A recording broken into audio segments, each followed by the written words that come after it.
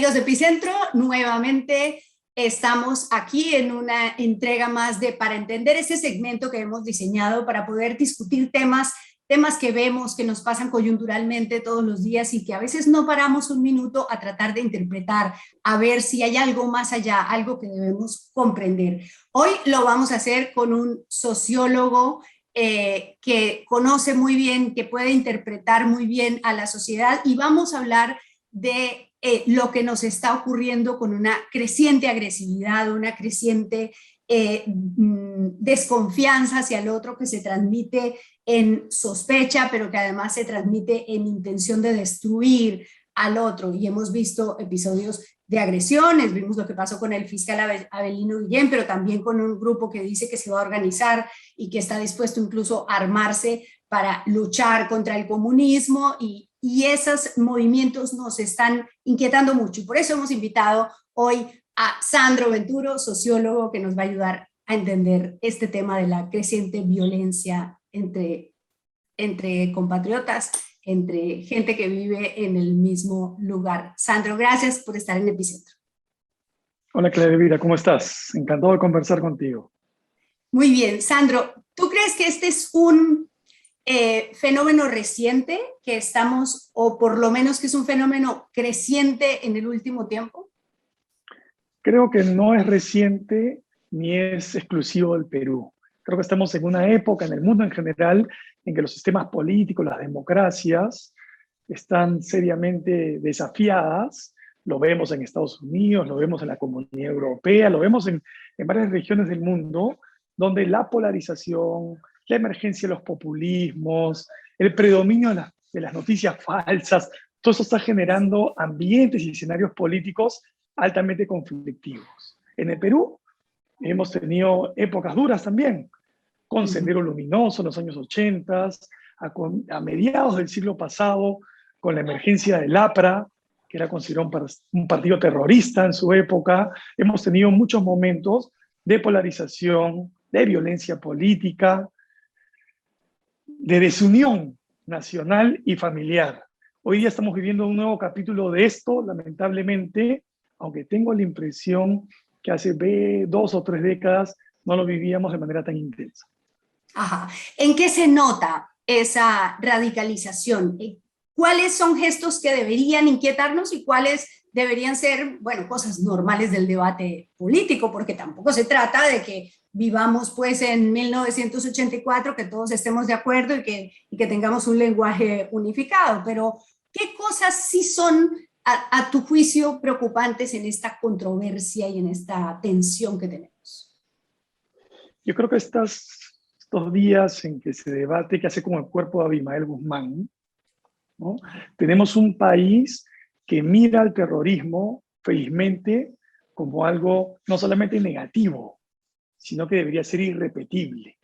Y sin embargo, tengo la impresión que después de Sendero, nuestra sociedad se ha senderizado. Cuando la gente se agrede mutuamente, ya no solamente de manera verbal, sino inclusive física, cuando los opuestos se descalifican, se desean la muerte, ¿no? Cuando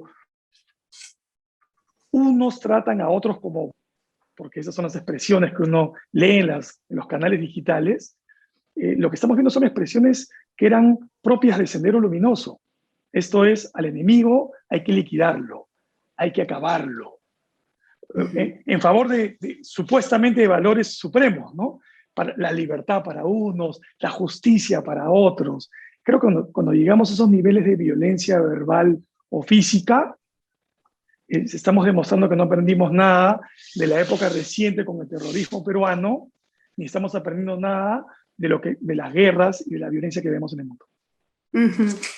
Escuchándote, recuerdo, te dije antes de empezar que iba a mencionar este libro, bueno, no se ve mucho pero porque es blanco, pero se llama El país de las emociones tristes, de Mauricio García Villegas, y habla concretamente sobre Colombia, pero dice una cosa muy importante en un capítulo bello, muy reflexivo, que se llama La representación del mal. Dice: el honor y la venganza producen un exceso de violencia en los seres humanos que no existe en los animales. la pulsión de exterminio, algo tan común en la historia de la humanidad, es algo ajeno al mundo animal y es solo desde hace poco tiempo que somos conscientes de la crueldad con la que nos valemos de los animales, de sus cuerpos, de su fuerza, de su belleza. ¿Tú crees que es así? ¿Estás de acuerdo que tenemos una pulsión de venganza que nos lleva a pensar que hay que destruir al otro? Yo creo que en la historia del Homo sapiens, ¿no? Un factor clave de identidad de los pueblos, de los pequeños pueblos o de los grandes pueblos o las grandes naciones, inclusive los imperios, ha sido asentar gran parte de la afirmación de la identidad, de la afirmación cultural de cada pueblo en negación, en contraposición a los otros. Sentirnos superiores, sentirnos mejores. O, después de una guerra, sentir que tenemos todo el derecho de vengarnos, del ojo por ojo, el diente por diente.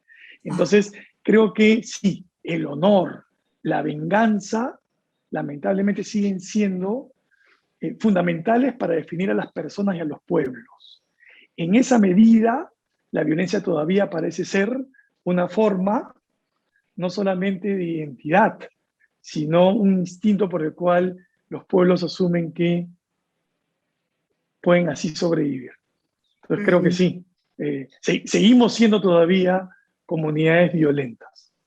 Ahora, las comunidades violentas tienen unos controles internos, unos controles sociales, si no, pues estaríamos en el salvajismo. Así Entonces, estaba pensando yo esta semana en ese caballero que en la panadería agrede al fiscal, al exfiscal Avelino Guillén, que se siente orgulloso, se solaza de su comportamiento y entonces recibe la crítica de unos, pero la exaltación de otros. O sea, no es que sea totalmente rechazado un comportamiento como ese.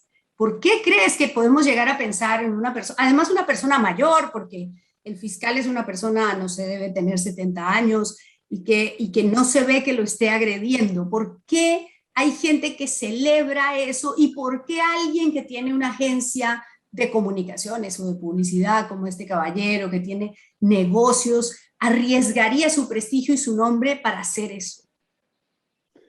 Creo que es una expresión más de la debilidad de nuestra sociedad como comunidad de ciudadanos. No somos una familia donde reconozcamos inclusive al que tenemos al frente con el cual discrepamos algún tipo de familiaridad. En la fantasía de toda esta gente, ellos quisieran que el Perú sea un país, por ejemplo, en ese caso, sin izquierdistas, sin progresistas. Pero en el otro extremo también pasa eso. Hay quienes quisieran tener un país sin fujimoristas, sin derechas extremas, ¿no es cierto? Entonces creo que cuando vemos esto, lo que estamos viendo en realidad es la expresión de una comunidad política rota, de una sociedad de ciudadanos donde ya no todos tenemos los mismos deberes y los mismos derechos, donde no encontramos la manera de discrepar sin perder la unidad que nuestra ciudadanía supone, ¿no? Entonces creo que estas expresiones, y quien lo celebra y hace estas formas de confrontación o de violencia de manera orgullosa, lo que nos está diciendo es, ya no me importa nada, solo me importa lo que mi tribu respeta, lo que mi tribu defiende, ¿no es cierto? Y en una sociedad de tribus enfrentadas, lo que tenemos es una democracia al borde del precipicio. Sí, hay un espacio para el centro, Sandro. También en este libro cita Mauricio García a Stefan Zweig, que dice, no gusta la historia, no gusta de los individuos mesurados, los mediadores, los conciliadores, los hombres de sentimientos humanitarios. Sus favoritos son los apasionados, los exaltados, los aventureros feroces y los espíritus de acción. Estamos condenados a que el centro sea los tibios, los nini, que nadie los reconozca y los respete, o el camino es el centro. Yo creo que el camino es el centro, y cuando decimos centro, hoy día en el Perú, yo estaría pensando en sectores que pueden ser de centro izquierda y centro derecha, que hoy se miran con desconfianza pero que tienen muchas más cosas en común de lo que la polarización hoy día les permite ver. Esto es democracia, economía de mercado, Estado enfocado en políticas de equidad y promoción del desarrollo. Creo que ese centro es un centro que tiene un amplio público en el Perú, que hoy día mira con desconfianza a toda la clase política, que no está a gusto con esta polarización electoral que hoy día se traslada a otros campos de la vida política y social, y que básicamente tiene banderas tan simples hoy día y que son mayoritarias en el Perú como trabajar para tener ingreso familiar, seguridad ciudadana, servicios de salud y de educación de calidad, que son las cosas más elementales que hoy día la sociedad peruana no le está ofreciendo a las grandes mayorías del país. Muy bien, pues con ese mensaje, esa invitación al centro, que es también el espíritu de Epicentro, te doy las gracias por estar con nosotros y por ayudarnos a entender lo que está ocurriendo. Gracias, Sandro. Un gusto. Y ustedes nos vemos después. Hasta pronto. Esta nota llegó gracias a Tucambista. Cambia tus soles y dólares online. Ingresa a tucambista.pe, usa tu cupón Epicentro TV y obtén un mejor tipo de cambio.